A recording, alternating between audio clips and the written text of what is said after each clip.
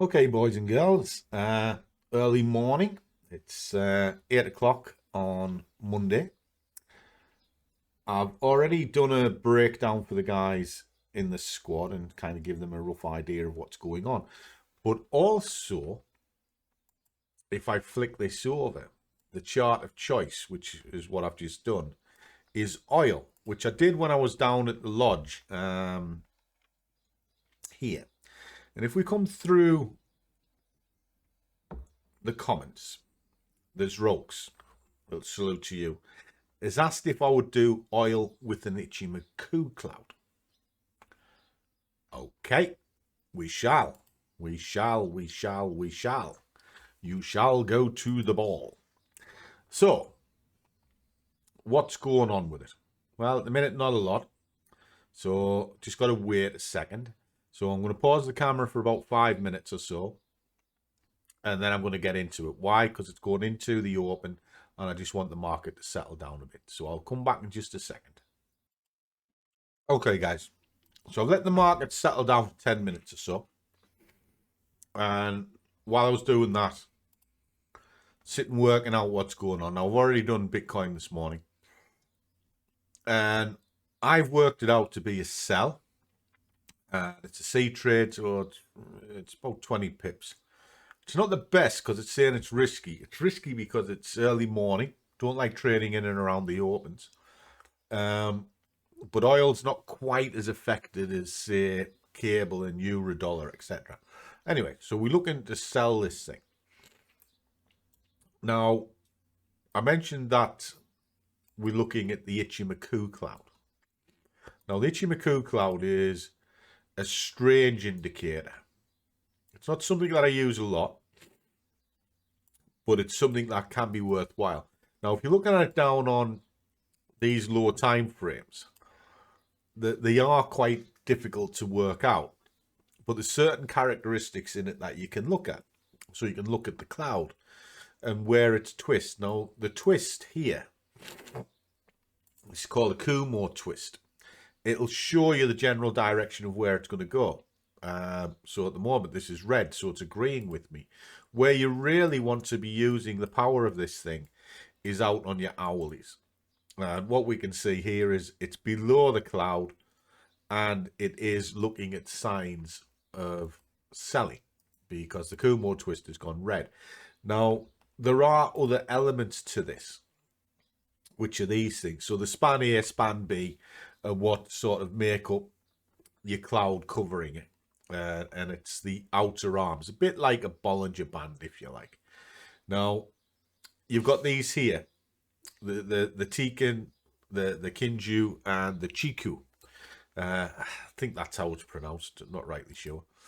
But if we put these in, what we start seeing is it builds up what goes on. Now, these two are pretty much just moving averages, okay? And you can kind of see them represented there. That's sitting between the moving averages. But this one is quite interesting. Let me just highlight that one. So what we're going to do is we're going to switch that off and we're going to switch that off because they're worse than useless. But this one, as long as it's out of the noise, in other words, not in the candles, kind of shows that the market's sort of in some form of a trend. If it gets inside of them like this, it means it's going into consolidation. So you can see it's underneath the price, out of the price. It's allowing itself to be in essentially what's free air. So if I'm going to trade this, I'm now going to look to see what's going on with it. Okay, there's a high, there's a low. So I'm going to put a fib on. Just like so. This will give me a rough indication as to entry exit points. Well, we know it goes up to the 50. Well, it's done that. And it's rejected it. How do I know? Because there it is there, it's rejected. It'll come back down to 61, or in this case 38. 61 and 38 are identical if you turn them upside down. Down to there. All right. What about up here? Just that in as well. So on an hourly chart, there we go. So on an hourly chart, we've now got key entry exits. It's telling us the direction. The price is underneath the cloud. So if we're looking for stops, it's above the cloud, because if it breaks through is a problem. We've got this bit here telling us that it's in trend. In other words, it's not in amongst all of the candles. All I've got to do now is look for a logical entry point. So if I drop this down into 15 minutes, we can start having a look.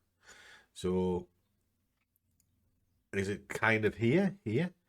Well, it's running along this section. Now, this bit, you can actually use the flat points of the cloud as support and resistance. So there it is there. So maybe that is a good area to look at. And then just drop this down into 5 minutes. And then we'll have a little look. Sells is coming in. Okay. So between there and there might be a good idea if I do a candle count back. 1, 2, 3, 4, 5. It's probably around this area here. Why? Because what I'm looking at is a logical point in the last 5 candles. And the reason being is very simple. It'll kind of show me what's going on in a rolling 15 minutes. We're about ready to go to market. So that's what we're going to do. So it looks like it's called itself out on that bottom section. We're going to put a quick order in. Bish, bash, bosh. We're going to work it on that black line. I don't think we need the cloud anymore. Pretty certain we don't. So we can just take the cloud off for now. There's our order. What we've got is, right, we've gone to market. We've looked at this section here. You've got 1, 2, 3 candles all clustered there together. So it was either going to be this line or this one. There it is pushing through. I'm looking for 20 pips, so that's going to be about here. And that's about it, really. Yeah, that's about it. The cloud's telling us where the stops are. I've worked out the target from the ATR, and let's play this out.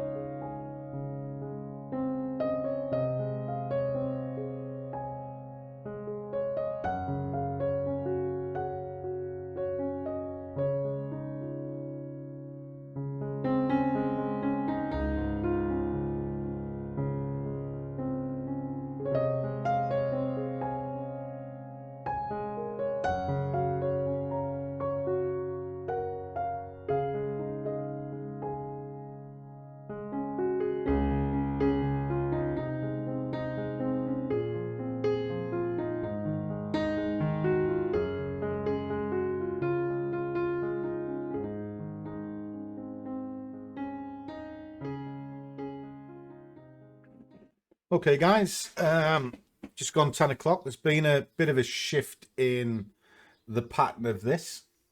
It's actually switched over to sort of neutral come buy. The selling has disappeared. So I'm in a situation of damage control. Now, if I flick the indicator back on,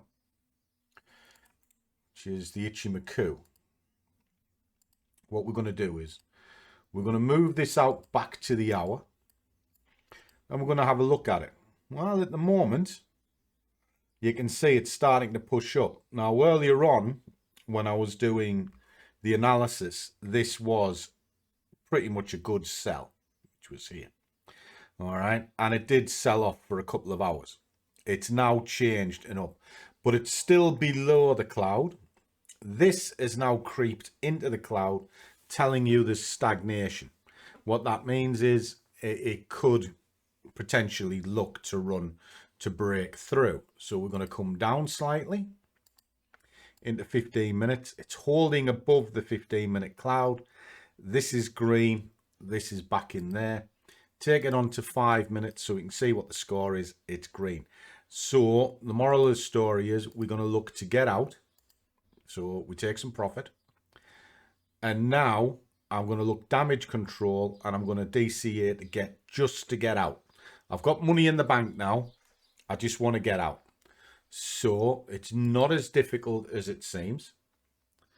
We're going to start selling these bounce points and each time, and we're going to let it run back, and when it goes net positive, we're going to get out. That's what we're going to do. Now, the way to do that is you go behind the candles. You can't do it in front of the candles because you're tempting fate. Behind, because there will be reprieves in it, which is these things here.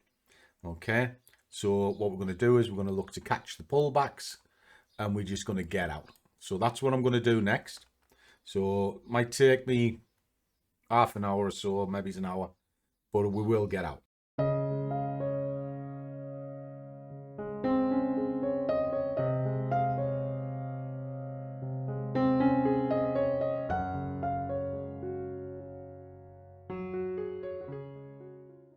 Okay, guys, it's gone net positive, or it looks like it is. So I'm going to close it all off. Bang. Right. So that's everything out. It was not a bad trade. It just wasn't a great trade. But if I held it on a little bit, I might have actually been able to finish for the day.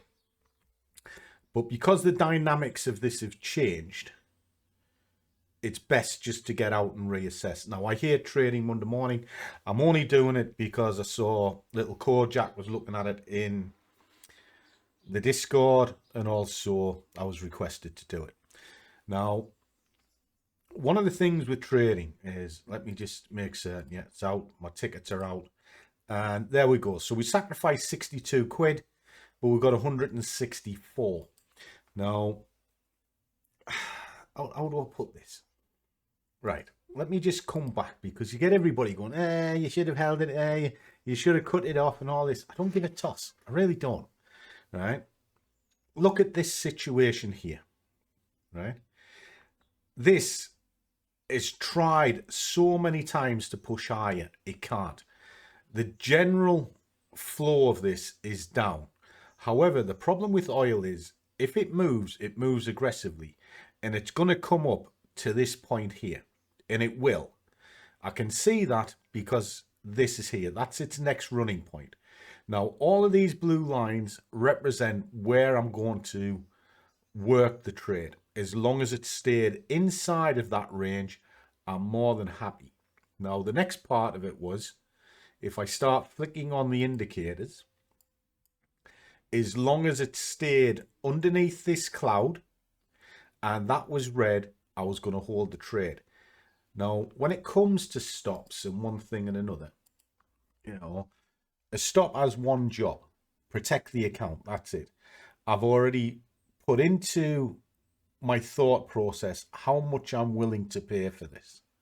Okay, and it isn't a great deal against the size of the account. And if you go through the channel, you'll see my account, because I show you it in the Vanguard. I'm not that fussed, you know. So if it runs 500 quid against me, I'm not really bothered, right? But one thing I am bothered about is when I'm unsure of the trade. Now, in this scenario, it pushed up heavily. It changed the dynamic to a point that I wasn't really happy with. So I go into what's called damage control, and that's where the rules come from. 1, 2, 3, trade. 4, get out where I got in. 5, just get out. All right. Now it moved up onto the top section. It actually missed out number 4. So I was only really looking to get out. And that's it. Once I've got that in place, that's all I want to do. I just want to get out. So I won't ride the trade. I won't try and fight the market. I will just look at the criteria of what's in front of me, make a logical decision, and then act on it. Now on this one, it had pushed up. It did show signs that it was going to be coming back down again, and it was just going to be the short pullbacks, but there are enough to get you out of trouble. And if it carried on, well, then I've just got to bite the bullet and take the medicine. But I heavily rely on managing a trade, and that's what you've just seen. Once I've made a decision of direction, I'll stick with it. Once that decision has become invalid, in other words, in a kind of a neutral situation, then I'll look to get out. And if it's completely pear-shaped and it goes beyond where I want it to be in at the last point of entry, I'll just kill it and I'll accept the loss. But because I do it in such a way, I very rarely hit my stop, but I do lose trades in the sense that I have to get out, which is what you've just seen here. And that's it. And I do this every day. Every day. Is it right? Yes. No. Right. Okay. Yes. I'll stick with it. No. Right. I just want to get out of it. And I trade once or twice a day. I don't trade that much. Keeps my win rates high. And the fact that I can read a chart keeps me in the game. And if you want to see how to read a chart, you're welcome to come along to the squad. Join us in the live sessions, and I'll show you exactly how to do it step by step. And if you don't want to come in there, just drop on the website and you find all my modules. So as always, guys, trade well, keep your risk managed, but above all, do what you love, and the money will follow. See you all in the next one.